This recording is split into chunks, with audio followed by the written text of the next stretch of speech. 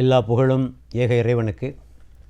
உங்கள் அனைவர் மீதும் இறைவனின் சாந்தி சமாதானம் நிலவட்டுமாக. அன்புக்குரிய நேயர்களே, இன்றைக்கு நாம் பார்க்க போகிறது அதே திருமறையில் இன்னொரு பட்டியல் இருக்குது. இறைவன் இவர்களை நேசிப்பதில்லை என்று இறைவன் ஒரு பட்டியலை தர்றான். ஏன்னா இறைவனுக்கு பிடித்ததை செய்ய வேண்டும், பிடிக்காததை செய்யாமல் இருக்க வேண்டும். ரெண்டும் சேர்ந்ததான் இறை அன்பினுடைய அடையாளம். பிடிக்கிற காரியங்களை செய்யணும், பிடிக்காத காரியங்களை செய்யாமல் இருக்கணும். சில பேரை பார்க்குறோம், நம்மளே நல்ல பண்பு ஒன்று இருக்கும், கெட்ட பண்பு ஒன்று இருக்கும். ஆக எப்படி அவனை நேசிக்க முடியும்? கஷ்டம். அவசரத்துக்கு உதவுவான் தான், ஆனால் ஆள் எரிஞ்சு விடுவான், கோவப்படுவான். கஷ்டம், அவனோட பழகிறது கஷ்டம். நல்லவனாக இருப்பான், நேர்மையானவன் தான், ஆனால் வெறும் சோம்பேறி, ஒன்றும் உழைக்கவே மாட்டான். ஆக இந்த ரெண்டு பண்புகள் இருந்தால் அவர்கள் மக்களால் நேசிக்கப்பட மாட்டார்கள். ஆகவே இறைவனும் அப்படிப்பட்டவர்கள் நேசிப்பதில்லை. ஆக இறைவனுக்கு பிடித்தமான காரியங்களை செய்ய வேண்டும், அதே சமயத்தில் இறைவனுக்கு பிடிக்காத காரியங்களை விட்டுவிட வேண்டும். அது ஒரு பட்டியலிலே பார்க்கிற. முதலாவதாக இறைவன் சொல்கிறான், அநீதி இழைப்போரை இறைவன் நேசிப்பதில்லை. அப்ரசர்ஸ், அநீதி கொடுமைகளை இழைப்பவரை இறைவன் நேசிப்பதில்லை. ஆக மனிதன் இன்று பல வகையான கொடுமைகளை செய்கிறான். இறைவனுக்கு எதிரான கொடுமை, மனிதர்களுக்கு எதிரான கொடுமை, அவன் தனக்குத்தானே செய்து கொள்கின்ற கொடுமை என்று அந்த கொடுமையை 3 வகையாக பிரிக்கலாம். இறைவனுக்கு எதிரான கொடுமை என்ன? இறைவனே இல்லை என்று சொல்வது இறைவனுக்கு எதிரான கொடுமை.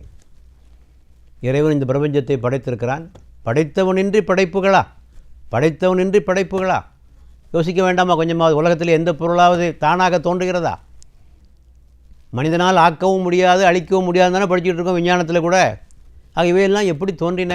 இவையெல்லாம் எவ்வளோ துல்லியமாக இயங்குகின்றன? தானாக தோன்றிய பொருள் துல்லியமாக இயங்க முடியுமா? இன்டெலிஜென்ட் யூனிவர்ஸ் என்று சொல்கிறோம். எல்லாம் முறையாக செயல்படுகிறது. பருவத்தை காய்க்கிறது, பூக்கிறது, கோலங்கள் முறையாக சுழல்கின்றன, மனித உடம்பு செம்மையாக இயங்குகிறது. இவற்றையெல்லாம் பார்க்கிற போது இதற்கு பின்னாலே ஒரு ஆழமான நுண்ணறிவு படைத்த ஒரு சக்தி இருக்கிறது என்று மனிதனாலே புரிந்து கொள்ள முடியவில்லையா? உங்களுக்கு மதங்களின் மீது கோபம் இருக்கலாம், ஏன் கடவுள் மீது ஏன் கோபம்? மதங்களின் பெயரால் பல அநீதிகள் இழைக்கப்பட்டிருக்கலாம், அதன் காரணமாக மதங்கள் வேண்டாம் என்று நீங்கள் சொல்லலாம். கடவுள் என்ன பாவம் பண்ணார்? ஆக இறைவனுக்கு எதிராக செய்கின்ற பாவம் கடவுளே இல்லை என்று சொல்வது, கடவுளுடைய கட்டளைகளுக்கு கீழ்ப்படிய மறுப்பது, தனது மன இச்சைகளுக்கு கீழ்ப்படிவது, இவையெல்லாம் இறைவனுக்கு எதிராக செய்யப்படுகின்ற பாவங்கள். அடுத்தபடியாக மனித இனத்திற்கு எதிராக செய்யப்படுகின்ற பாவங்கள். பிறருக்காக தனது கரத்தாலும் நாவாலும் பிறருக்கு கொடுக்கின்ற தொல்லை. நபிகள் நாயகம் சொன்னார்கள், முஸ்லீம் என்றால் யார் என்று இலக்கணம் வகுக்கிற போது சொன்னார்கள், தனது கரத்தாலும் நாவாலும் பிறருக்கு தீங்கிழைப்பாதிருப்பவனே முஸ்லீம் என்று சொன்னார்கள். எவரிடத்திலே மனிதர்கள் அமைதி பெறுகிறார்களோ அவர்கள் முஸ்லீம்கள். இதுதான் இலக்கணம். அதுதான் இலக்கணம் அங்கே. ஆக நம்மால் யாருக்கு தொந்தரவு இருக்கக்கூடாது. உதவி செய்கிறோமோ இல்லையோ ஒவ்வொருத்தரும் பண்ணாமல் இருக்கணும், அதுவே பெரிய உதவி. ஆக என்னெல்லாம் பண்ணுறோம் பாருங்கள் இந்த உலகத்தில். நாவால் செய்கிற கொடுமைகள், திட்டுறோம், ஏசுகிறோம், அவதூறுகளை பொழிகிறோம், புறம் பேசுகிறோம், கோல் மூட்டி விடுகிறோம். இந்த நாவு என்ன வேலையெல்லாம் செய்கிறது சமுதாயத்தில். எத்தனை பேருடைய உறவுகளை பாழாக்கி விடுகிறது பாருங்கள், எத்தனை பேரை மனம் புண்படச் செய்து விடுகிறது பாருங்கள். யாகாவராயினும் நாகாக்க. ஆக நாவை காக்க வேண்டும். நாவினால் செய்கிற விபரீதங்களுக்கு அளவே கிடையாது இந்த உலகத்தில். அதே போல் கரத்தால் செய்கிறோம், அடிக்கிறோம், உதைக்கிறோம், சொத்துக்களை பிடுங்குகிறோம், ஏமாற்றுகிறோம். ஆக இவ்வாறு கரம் நாவு செய்கின்ற பாவங்களை நாம் பார்த்து கொண்டிருக்கிறோம். அடுத்தபடியாக அவனுக்கே கூட தீமை செய்து கொள்கிறான், கொடுமை அழைத்துக் கொள்கிறான். குர்ஆன் உள்ள ஒரு வசனம் இருக்கிறது, உங்கள் கரங்களினாலேயே உங்களை நீங்கள் அழித்து கொள்ளாதீர்கள்.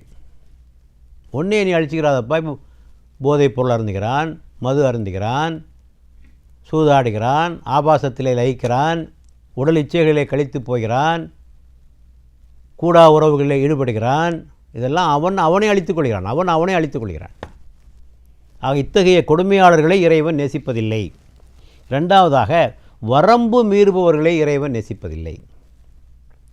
எல்லாத்துக்கும் இறைவன் ஒரு லிமிட் வச்சுருக்கான். இதுதான் வரம்பு, இந்த வரம்பை நீங்கள் மீறக்கூடாது என அந்த வரம்புகள் வைக்கப்பட்டிருக்கின்றன.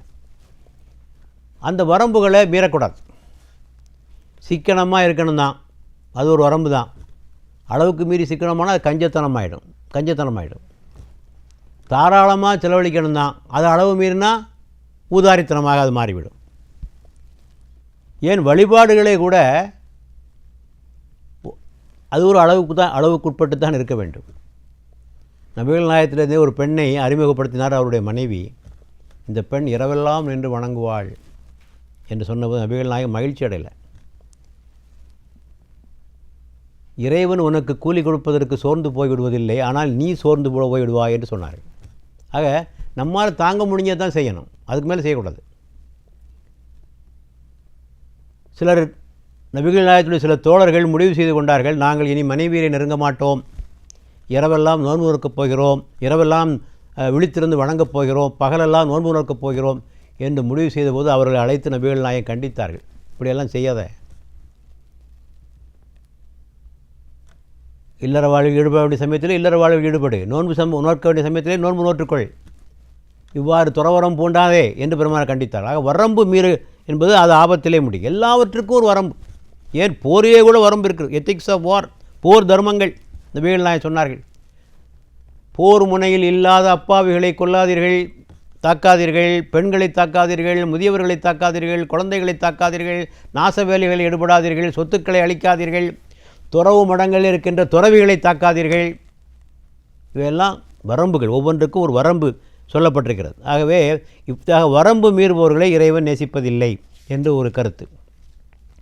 அடுத்தபடியாக ஆணவம் கொள்பவர்களை, பெருமை அடிப்பவர்களை இறைவன் நேசிப்பதில்லை. குர்ஆன் இந்த கருத்தை மிக அழுத்தமாக சொல்கிறது. ஊசி முனை காதுக்குள் ஒட்டகம் எவ்வாறு புக முடியாதோ, ஊசி முனை காதுக்குள் ஒட்டகம் புக முடியாதோ, அதுபோன்று ஆணவக்காரர்கள் ஒருபோதும் சோனம் புக முடியாது குர்ஆன் சொல்லி. ஆகவே இந்த ஆணவம் என்பது மனிதனுடைய பண்புகளிலே மிக மோசமான ஒரு பண்பு. இது பல வகையில் ஆணவம். அழகின் மீது கொண்ட ஆணவம், அறிவை கொண்ட ஆணவம், செல்வத்தை கொண்ட ஆணவம், ஏன் தான் சிறந்த ஒரு பக்தியாளனாக இருக்க என்பதில் கூட சிலருக்கு ஆணவம் வருகிறது. தான் ஒரு சிறந்த பக்தியாளன், வழிபாடுகளிலே அதிகமாக ஈடுபடுகிறது, இதிலே கூட ஆணவம் வருகிறது. தனது மொழியின் அடிப்படையில் ஆணவம், இனத்தின் அடிப்படையில் ஆணவம், பிறப்பின் அடிப்படையில் ஆணவம். ஆணவம் என்றால் என்ன? நபிகள் நாயகம் விளக்கம் கொடுத்தாங்க. What is the definition? ஆணவம், ஆணவம் என்பது உண்மையை மறுப்பதும் பிறரை இழிவாக எண்ணுவதும் என்று சொன்னார். உண்மையை மறுப்பதும் பிறரை இழிவாக எண்ணுவதும். ஆணவக்காரங்க உண்மையை ஏற்றுக்கிற மாட்டாங்க, எவ்வளோ சொல்லுங்கள் ஏற்றுக்க மாட்டாங்க. அவன் தான் பிடிச்ச மயிலுக்கு 3 காலம் தான் நிற்பான். தவறுகள் சுட்டி காட்டப்பட்டால் தவறுகளை ஏற்றுக்கொள்ள மாட்டார்கள். யார் சுட்டி காட்டுகிறாலும் அவர்களை எதிரிகளாக பார்ப்பார்கள். நல்லவர்கள் நல்ல வேளை நம்ம தவறை இவன் சுட்டி காட்டுறான்னு. ஒரு முறை கலீஃபா உமர் அவர்கள் பேசுவதற்காக எழுந்து நின்றார். அப்போது கூட்டத்தில் இருந்த ஒருவர், உமரே இறைவனை அஞ்சிக் கொள்ளும் அப்படின்னா. கூடியிருந்த மக்களுக்கெல்லாம் கோபம். கலீஃபாவை பார்த்து என்ன பேசுகிறதுன்னு தெரியாமல் இந்த ஆள் பேசுகிறாரு. உமர் அவர்கள் அனைவரையும் அடக்கிவிட்டு சொன்னார்கள், அப்படி அவர் சொல்லாவிட்டால் அவரிடத்திலே எந்த சிறப்பும் இல்லை, அவர் சொல்லி நான் கேட்காவிட்டால் என்னிடத்திலே எந்த சிறப்பும் இல்லை என்று சொன்னார்கள். ஆக நல்லவங்க தவறுகள் சுட்டி காட்டப்படுகின்ற போது விரும்புவார்கள். சுட்டி காட்டுறாரு பாருங்கள், என்னை தவறுலேருந்து பாதுகாத்துத்தான் பார்த்தீங்களா என்று. ஆனால் ஆணவக்காரர்கள் கோபமடைவார்கள். என்னை இழிவுபடுத்தி விட்டான், என்னை கேவலப்படுத்தி விட்டான் என்று அவர்கள் எண்ணுவார்கள். ஆகவே உண்மையை அவர்கள் ஏற்றுக்கொள்ள மறுப்பார்கள். மற்றவர்களுடைய சிறப்புகளை ஏற்றுக்கொள்ள மாட்டார்கள். தங்கள் தான் உலகத்திலே உயர்ந்தவர்கள் என்று எண்ணுவார்கள். மற்றொருடத்திலே எவ்வளோ சிறப்புகள் இருந்தாலும் இவரால் ஏற்றுக்கொள்ளக்கூடிய மனப்பான்மை இவர்களுக்கு வராது. பிறரை மட்டம் தட்டுவதிலும் இழிவுபடுத்துவதிலும் கேவலப்படுத்துவதிலும் தான் இவருடைய சிந்தனையெல்லாம் கழிந்து கொண்டிருக்கும். ஆணவம் என்பது மிக மோசமான ஒரு பண்பாக இருப்பதை நாம் பார்க்கிறோம். இவர்களை இறைவன் நேசிப்பதில்லை. மேலே போக போக என்ன வரணும்னா பணிவு வரணும். பதவி உயரும்போது பணிவு வர வேண்டும் என்று சொல்லுவார்கள். அடுத்தபடியாக இறைவனுக்கு நன்றி சொல்ல வேண்டும். இறைவா, எனக்கு இவ்வளோ சிறப்புகளை தந்தாயே, உனக்கு நன்றி. ஒரு புறம் பணிவு, இன்னொரு புறம் நன்றி உணர்வு. இதுதான் அங்கே வர வேண்டுமே தவிர அதற்கு மாற்றமான பண்புகள் வரும் என்று சொன்னால் அது மனிதனை அழித்துவிடும். அடுத்தபடியாக குர்ஆன் சொல்லுகிறது, பூரிப்பு அடைபவர்களை இறைவன் நேசிப்பதில்லை. எனக்கு எல்லாம் கிடச்சிருச்சு, எனக்கு கிடைக்க வேண்டியதெல்லாம் கிடச்சிட்டு என்று ஒரு பூரிப்பான நிலை. நிராசையும் மோசமான குணம், பூரிப்பும் மோசமான குணம். ரெண்டுமே, இந்த 2 பேர் இருக்காங்களே, இவங்களை சமாளிக்கிறது கஷ்டம். நிராசையில் இருக்கிறாங்களே, எதுக்கெடுத்தாலும் சோர்ந்து போயிடுவாங்க. பூரிப்படைவர்கள் எதுக்கெடுத்தாலும் துள்ளி குதிப்பாங்க. சின்ன ஒரு நஷ்டம் வந்தால் நிராசை அடைஞ்சிருவாங்க. இந்த குணம் நம்மிடத்திலே ஒருபோதும் இருக்கக்கூடாது. ஆக இறைவன் ஒரு செல்வத்தை நமக்கு தந்தால் எப்படி நடந்து கொள்ள வேண்டும், குர்ஆன் அதற்கு வழி காட்டுகிறது. இறைவன் உனக்கு வழங்கியுள்ள செல்வத்தின் மூலம் மறுமையின் வீட்டை பெறுவதற்கு முயற்சி செய். சொர்க்கத்துக்கு போகிறதுக்கு நீ முயற்சி செய். இம்மையிலும் உனது பங்கை மறந்து விடாதே. இந்த உலகத்தில் துறவி மாதிரிலாம் அவனு வாழாத, அந்த செல்வத்தை கொண்டு நல்லா வாழு. ஆக செல்வத்தை கண்டு பூரிப்படையக்கூடாது. இப்போ செல்வம் வரும்போது எப்படி நடந்து கொள்ள வேண்டும்னா இறைவன் அதற்கு வழிகாட்டுகிறான்.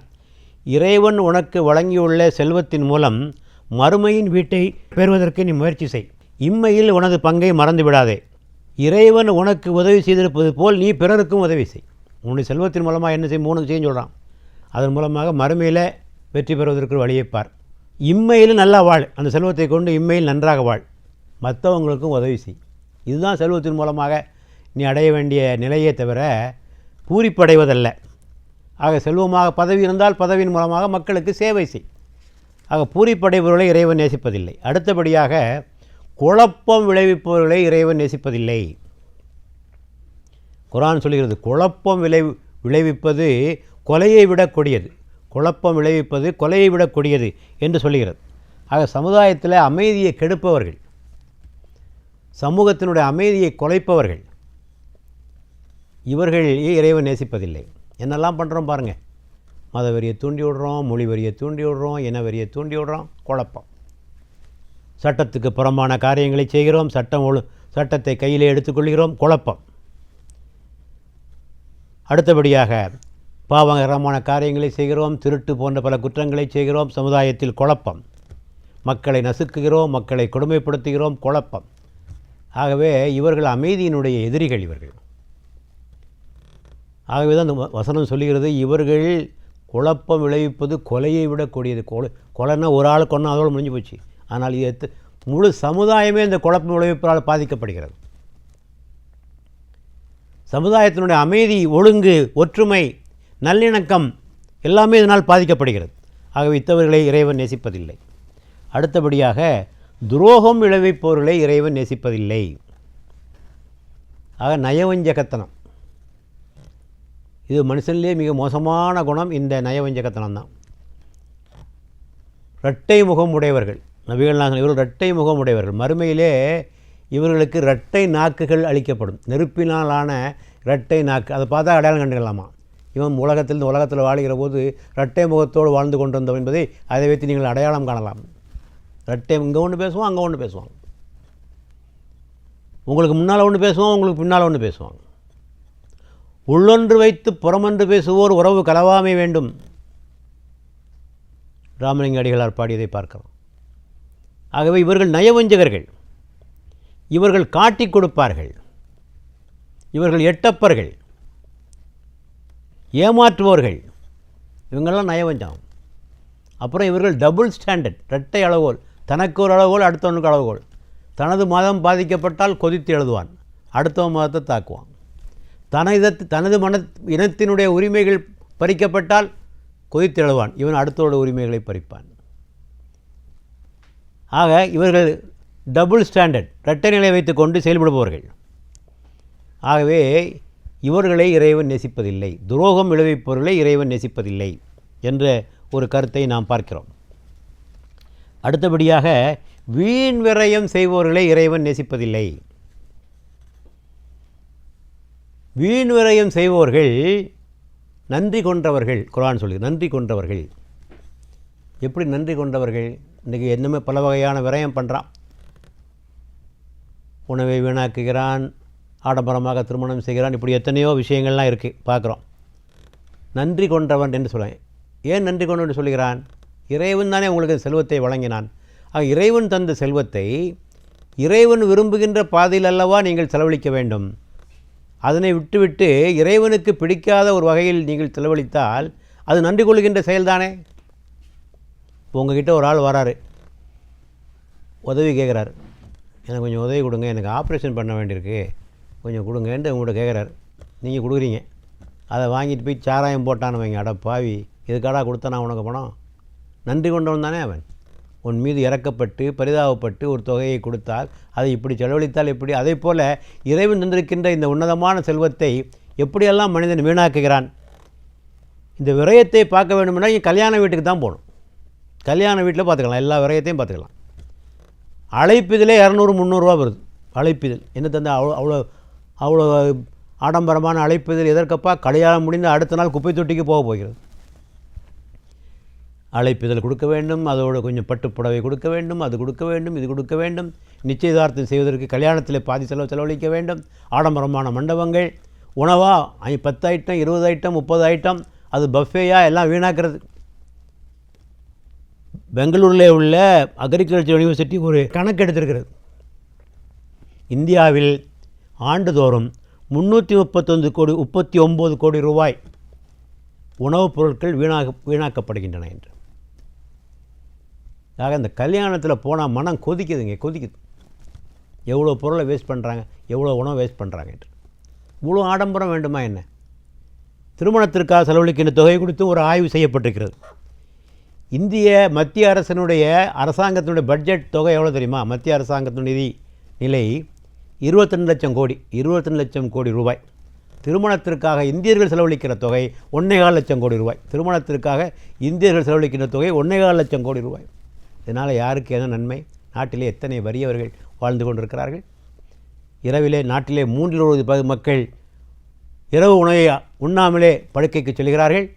இன்னும் குடிசைகளிலே வாழ்ந்து கொண்டிருக்கிறார்கள்.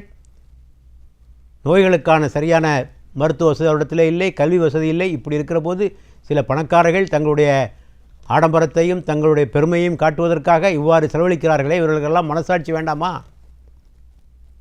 ஆகவே தான் இங்கே சொல்லப்பட்டிருக்கிறது, வீண் விரயம் செய்பவர்களை இறைவன் நேசிப்பதில்லை. இப்போது வீண் விரயம்னா என்ன? ஒன்று தேவையற்ற செலவுகள். எளிதாக முடிச்சிடலாம், ஆனால் தேவையில்லாமல் செலவழிக்கிறது. நாம் சொன்னோமே, உதாரணத்துக்கு திருமணத்தை பற்றி சொன்னோம். திருமணத்துக்கு ஆயிரக்கணக்கான பேரை கூப்பிட்றான். திருமணமாக அது மாநாடுமா நடக்குது திருமணம். நான் ஒரு ஆஸ்திரேலிய நாட்டுக்காரரை சந்தித்தேன். அப்போது அவர் சொன்னார், நான் மிக பிரம்மாண்டமாக என்னுடைய மகளுடைய திருமணத்தை நடத்தினேன். எத்தனை பேர் சார் வந்தாங்க? 80 பேர் வந்தாங்க சார். ஐ இன்வைட்டட் 80 பீப்புள் அப்படின்னா பாருங்க. அது பெருசாக சொல்கிறார் அந்த ஆள். அவ்வளோ சீக்கிரமாக நடத்துகிறாங்க. வெள்ளைக்காரங்கள்ட்ட நாம் கற்றுக்கொள்ள வேண்டிய நல்ல விஷயங்கள் எவ்வளோ இருக்குது. அதை விட்டுட்டு அவன்கிட்ட என்னென்ன கெட்ட வழக்கங்கள் இருக்கோ அதெல்லாம் கற்றுக்கிட்டு இருக்கோம். இதில் என்ன பெரிய பெருமை இருக்குதுன்னு எனக்கு தெரியல. தன்னுடைய வாழ்நாளே இந்த திருமணத்தை ஆடம்பரமாக செய்வதற்கு சிலர் சேமித்து கொண்டே இருக்கிறார்கள். விமானத்திலே திருமணம் நடத்துகிறார்கள், கடலுக்கு அடியிலே திருமணம் நடத்துகிறார்கள். என்ன கூத்தெல்லாம் புரியல. இதை பார்த்து விட்டு வசதி இல்லாதவனும் நடத்துகிறான். புலியை பார்த்து பூனை சூடு போட்டு கொண்ட கதையாக இவர்களும் நாமும் ஆடம்பரம் நடத்தணும். கடனை வாங்கி சொத்தை விற்று அதை விற்று கேவலப்பட்டு கொண்டிருக்கிறாங்க. கடனை வாங்குறது கேவலமாக தெரியல, எளிமையாக நடத்துகிறது தான் கேவலமாக தெரியுது அவனுக்கு. ஆக தேவையில்லாத செலவுகளுக்கு பேர் ஆடம்பரம். தகுதிக்கு மிஞ்சி செலவழிப்பதும் ஆடம்பரம் தான். அதுவும் உதாரி செலவு தான். ஒரு பணக்காரனாலே சில விஷயங்களை செய்ய முடியும். அதே ஒரு ஏழை செய்தால் அவனுக்கு அது ஆடம்பரம். நல்ல ஒரு உயர்ந்த சட்டையை ஒருவன் போட்டுக்கொள்கிறான் என்றால் அவன் வசதிந்தாலும் போட்டுக்கொள்ளலாம். அதுபோன்று ஒரு ஏழையும் போட்டு நினைத்தால் அது ஆடம்பரம். ஆக இவற்றை நாம் புரிந்து கொள்ள வேண்டும். ஆக இந்த மாதிரியான ஆடம்பர செலவின் மூலமாக சமுதாயத்தில் ஒரு தவறான முன்னுதாரணத்தை நாம் ஏற்படுத்துகிறோம். வசதி உள்ளவர்கள் செய்கின்ற இந்த டாம்பிகத்தையும் படோடோபத்தையும் பார்த்துவிட்டு மற்றவர்கள் செய்ய ஆசைப்படுகிறார்கள். So he is setting a bad precedent. ஆக ஒரு தவறை, ஒரு தீமையை எவன் துவங்கி வைத்தானோ அந்த தீமை இந்த உலகத்தில் நிலைவரும் காலமெல்லாம் அதிலே அவனுக்கு ஒரு பங்குண்டு. இதனை புரிந்து கொள்ள வேண்டும் இந்த விரயம் செய்பவர்கள். அடுத்தபடியாக இறைவன் நேசிக்காதவர்கள் சண்டை போடுபவர்களையும் விவாதம் செய்பவர்களையும் இறைவன் நேசிப்பதில்லை. ஒரே ஆர்கியூமெண்ட், டிபேட், போலமிக்ஸ் என்று ஆங்கிலத்தில் சொல்வார். உருப்படி இல்லாத வாதம். அது மதங்களிலே உண்டு. ஹேர் ஸ்பிளிட்டிங் ஆர்கியூமெண்ட்ஸ் என்று சொல்லுவோமே, தலையை பித்து கொள்கின்ற தத்துவவாதங்கள். இதனால் மனுஷனுக்கு எந்த நன்மையும் கிடையாதுங்க. ஒரு தத்துவமோ எதுவோ நாம் எது பேசினாலும் அதன் மூலமாக மனிதனுக்கு என்ன நன்மை, அதுதான் அங்கே முக்கியம். அந்த அறிஞர்களுக்கு வேணாலும் அதில் கொஞ்சம் மகிழ்ச்சியாக இருக்கலாம், பெரிய தத்துவத்தை பேசிவிட்டதாக. ஆனால் மனித சமுதாயத்திற்கு அதனால் என்ன லாபம்? ஆகவே இந்த தேவையில்லாத விஷயங்களை நாம் விட்டுவிட வேண்டும். டயலாக் பண்ணலாம், உரையாடல் என்பது வேறு, இந்த மாதிரி வீண் விவாதங்கள் என்பது வேறு. ஆகவே இது போன்ற விஷயங்கள் தன்னுடைய நேரத்தை கழிப்பவர்களை இறைவன் நேசிப்பதில்லை என்று இங்கே சொல்லப்பட்டிருப்பதை பார்க்கிறோம். ஆக அன்புக்குரியவர்களே, இந்த உரையில் நாம் இறைவன் எவற்றையெல்லாம் நேசிப்பதில்லை என்று ஒரு பட்டியலை உங்களுக்கு முன்னாலே நாம் தந்திருக்கிறோம். ஆகவே இது யாருக்காகவோ பேசலை, உங்களுக்காக தான் பேசியிருக்கோம். இந்த 2 லிஸ்ட்டையும் பார்த்துக்கிடுங்க. இதில் இருக்கீங்களா, இந்த லிஸ்ட்டில் இருக்கீங்களா, இந்த லிஸ்ட்டில் இருக்கீங்களா, எந்த பட்டியலில் இருக்கீங்க என்று பார்த்துக்கொள்ளுங்கள். ஆக இறைவனுக்கு பிடித்தமான காரியங்களை செய்யுங்கள், இறைவன் விரும்புகின்ற காரியங்களை செய்யுங்கள், இறைவனுக்கு பிடிக்காத காரியங்களை விட்டுவிடுங்கள்.